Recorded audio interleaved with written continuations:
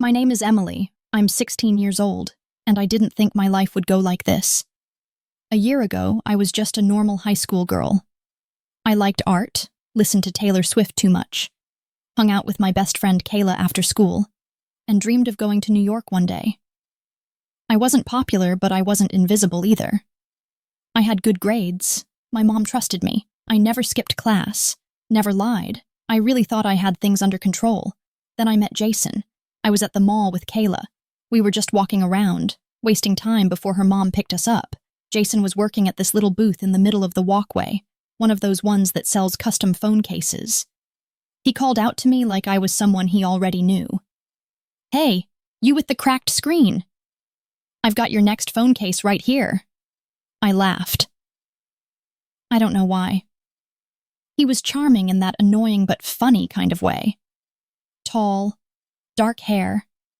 He looked older, maybe in his 20s. I found out later he was 19. He had this confidence, like nothing bothered him.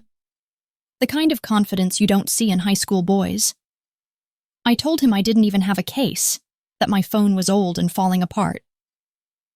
He told me I deserved better, said a girl like me should have something special. It sounds cheesy now, but in that moment, it worked. He gave me his number, said, "Text me if you ever want to hang out, or if your phone dies and you need a better one." I didn't text him that night. I waited 2 days. Then I sent something dumb like, "Hey, it's Emily from the Cracked Phone Club." He replied right away. And that was the start of everything. At first, he was really sweet. He'd text me every morning, "Good luck at school," or "Have a good day, pretty girl." I had never dated anyone seriously, and I guess I liked the attention. He made me feel seen, special. He asked questions like no one else did, about my favorite colors, what music I liked, what scared me the most. The first time we met up, it was at a coffee shop. He bought me a hot chocolate and said I had the prettiest eyes he'd ever seen. I blushed so hard I thought my face would melt off. A week later, he kissed me for the first time. It was after he drove me home, in the dark, in his car. It wasn't rough or fast. It was slow, like he was trying to memorize my face. I didn't know then that he was lying to me. About 2 weeks into seeing each other, I found out the truth. He had a wife. A wife. It was Kayla who told me. She showed me his Instagram. There was a picture of him with a girl. They were at the beach, holding hands, with a caption like, "Forever" or something. I remember feeling like my stomach dropped through the floor. I confronted him.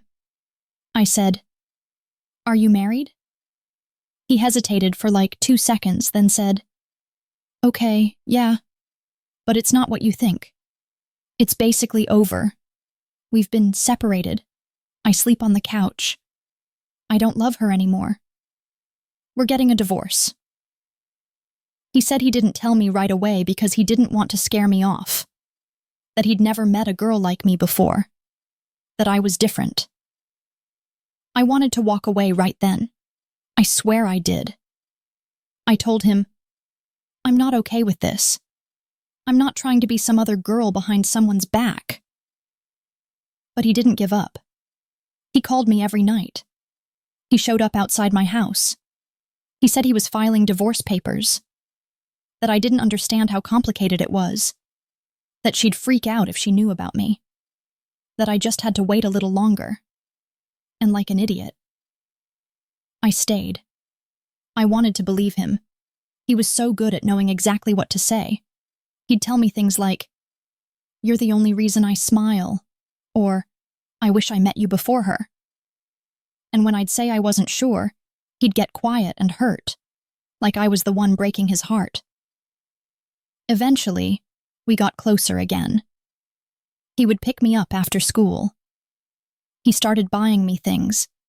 New shoes, makeup, snacks I liked.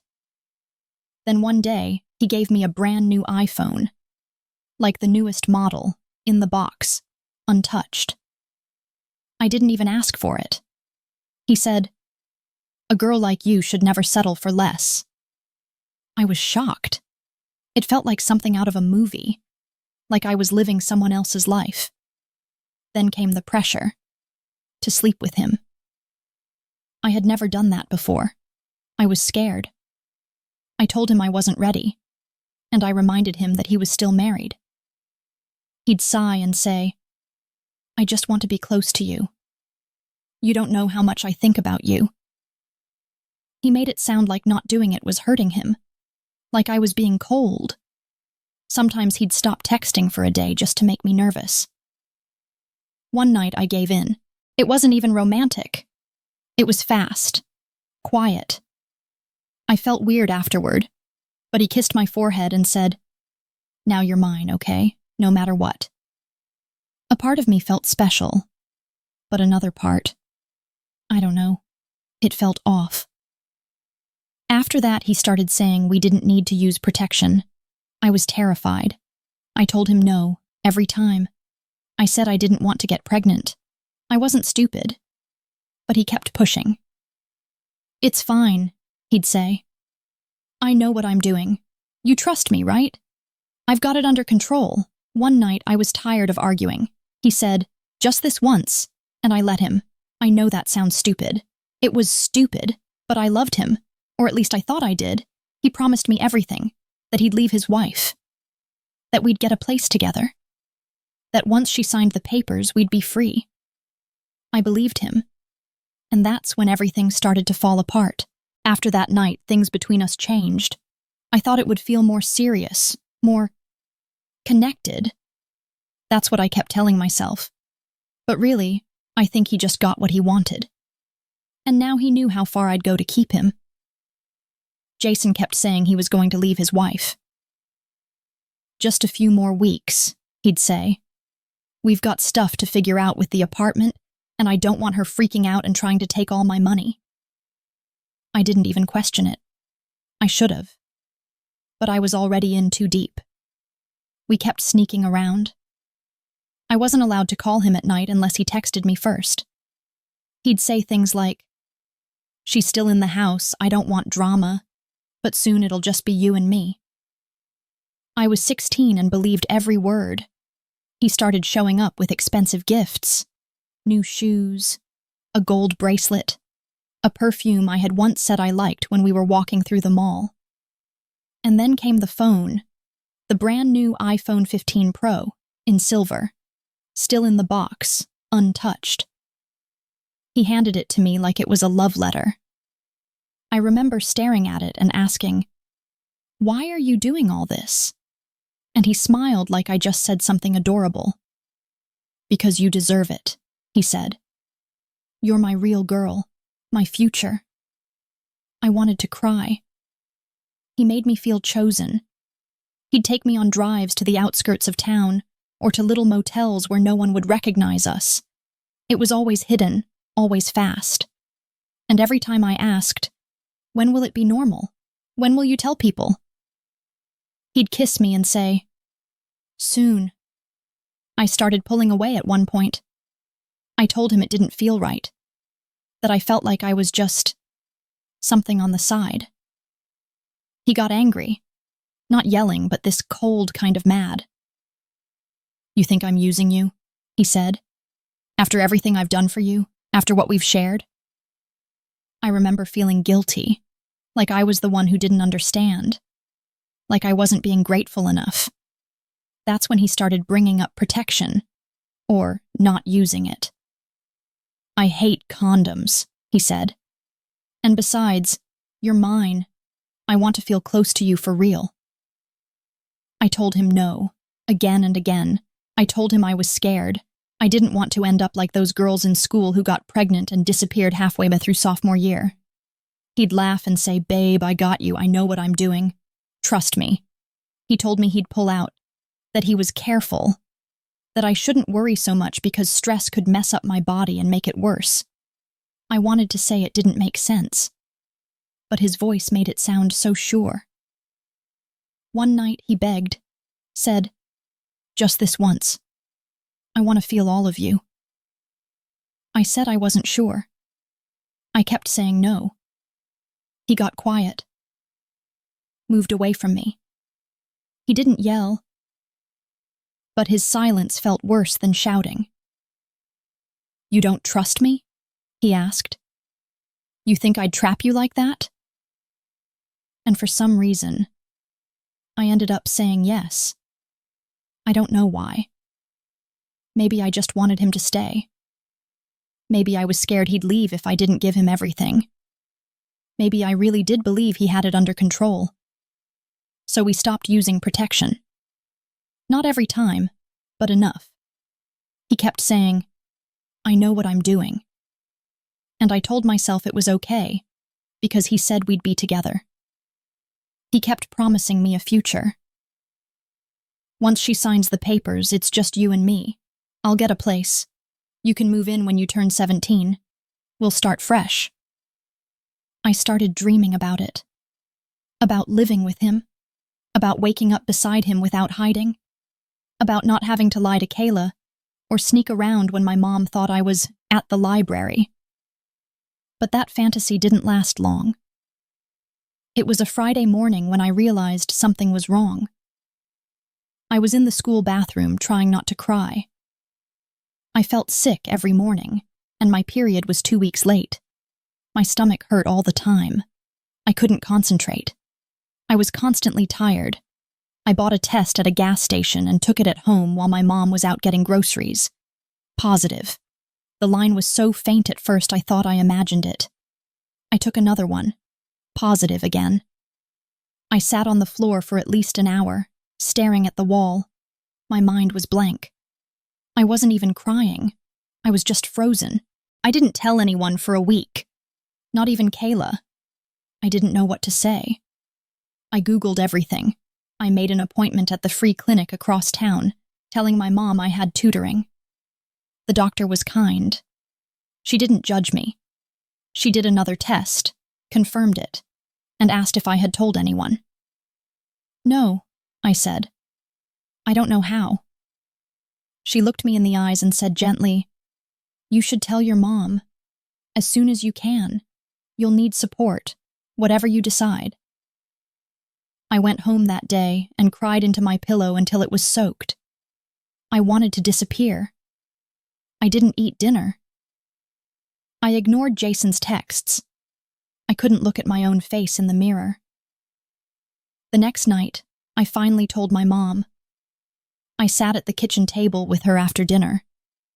I told her everything. About Jason, about the baby, about how he said he'd leave his wife and be with me. She just stared at me. When I finished, her face was pale. She didn't yell. She whispered, "Emily, please tell me you're lying." I shook my head. Then she snapped.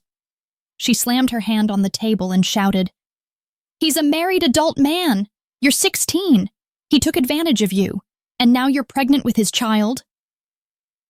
I started crying, begging her to understand. She said, "You have to end this. He's not going to stay with you, they never do." I told her no, that I loved him, that he promised me we'd be together, that this was real. She said, "He's using you. You'll see." I didn't believe her. I didn't want to.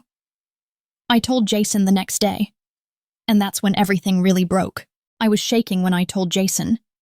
I met up with him in his car, like we always did. It was parked in the back of a grocery store lot where no one really walked by. I didn't even say hi. I just looked at him and said, "I'm pregnant." He didn't speak for a full minute. Then he blinked, turned his head slowly toward the windshield, and laughed. Not like it was funny. More like one of those dry, "You've got to be kidding me" laughs. "Are you serious right now?" he asked. I nodded. I took 3 tests. I went to a clinic. It's real. He leaned back in his seat and rubbed his face. "You've got to be fucking kidding me." I stared at him, waiting for, I don't know, comfort, reassurance. That look he always gave me when he said things like, "I've got you, babe." But it didn't come. Instead, he said, "Why didn't you take a plan B or something?" I froze. "You told me not to worry. You said you had it under control." "Yeah, well, I didn't think you'd actually get pregnant. Jesus, Emily."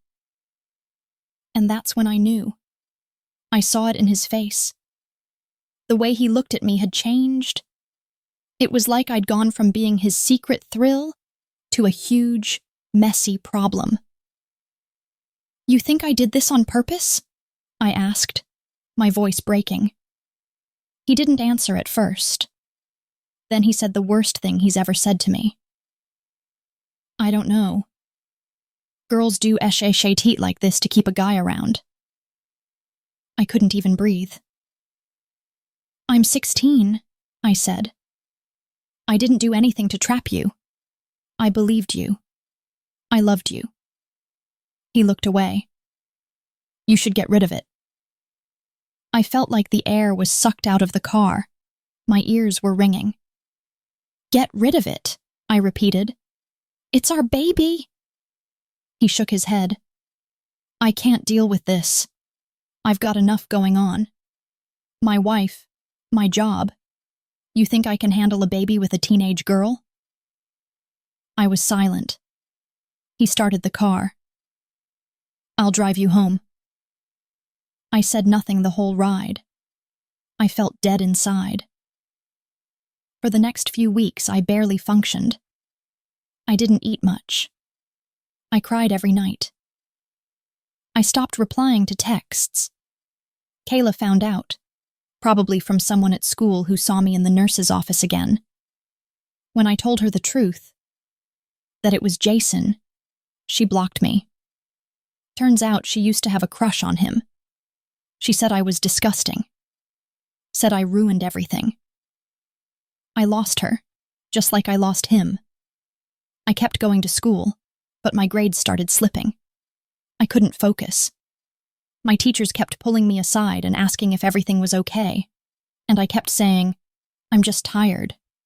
That was my new favorite lie. At night, I'd lie awake and stare at the ceiling, holding my stomach. 14 weeks. That's what the doctor said I was. I kept thinking about what kind of mom I would be, about whether the baby would look like me or like him, whether it would grow up asking where its dad was, whether it would hate me. My mom was trying. She was angry, but she didn't throw me out or anything. She scheduled a follow-up appointment. She said, "We need to make a decision before it's too late." She wanted me to have an abortion. She thought I still could, even this far along. She said it would ruin my life if I kept it, that I'd never go to college, that I'd be stuck. But I didn't want to get rid of it. I know that sounds crazy, but it's true.